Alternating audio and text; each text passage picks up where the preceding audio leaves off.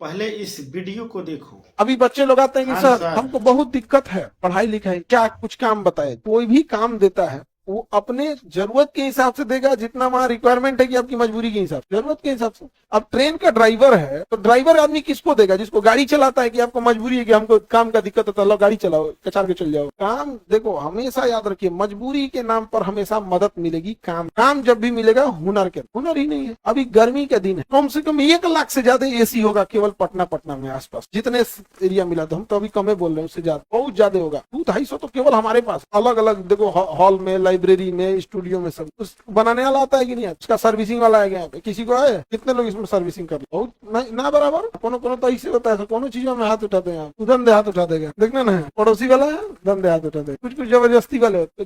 जनसंख्या है बट क्या नहीं है? स्किल नहीं।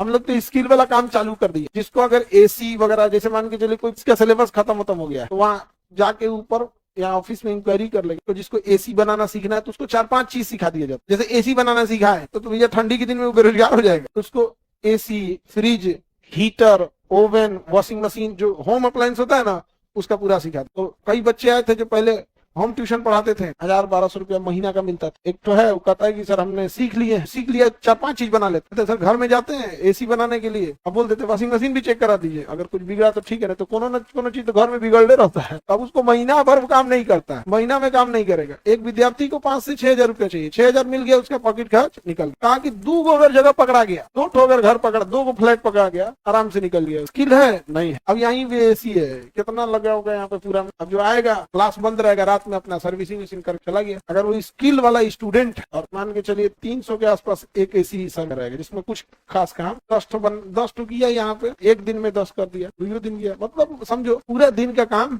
नहीं रहा। स्टूडेंट के लिए सब चीजें अच्छी है, लेकिन उसको है नहीं। लड़की से में असिस्टेंट नर्सिंग का भी बहुत काम। नर्सिंग का काम क्या है? वो मेन डॉक्टर सौंप दिया किसको? नर्स। ऑपरेशन करके चल गया डॉक्टर, मलहम पट्टी डॉक्टर करेगा, कौन करेगी? नर्स। अब नर्सिंग के लिए क्या होता था समस्या कि नर्सिंग के नीचे अगर जीडीए को बोलेंगे तो जीडीए में ली सफाई करना, चाय पानी का, ये सब नीचे सबसे, लेकिन एक जरूरत महसूस होता था उसके ऊपर का भी। अब नर्सिंग बोलेगी कि ये वाला गॉज लेके आओ, और पता है गॉज में अब उसको बदलना है वहां पे।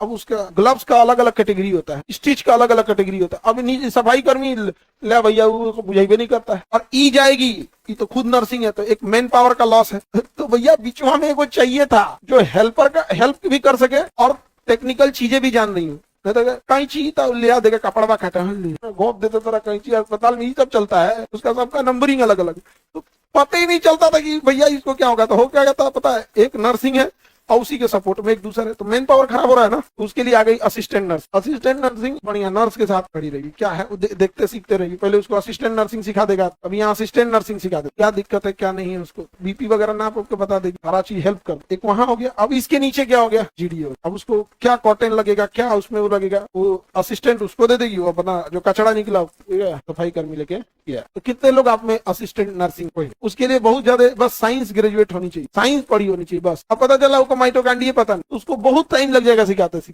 सोचो बायोडाटा में लिखेगा तो ब्यूटिशियन का कोर्स जानती है, ब्यूटिशियन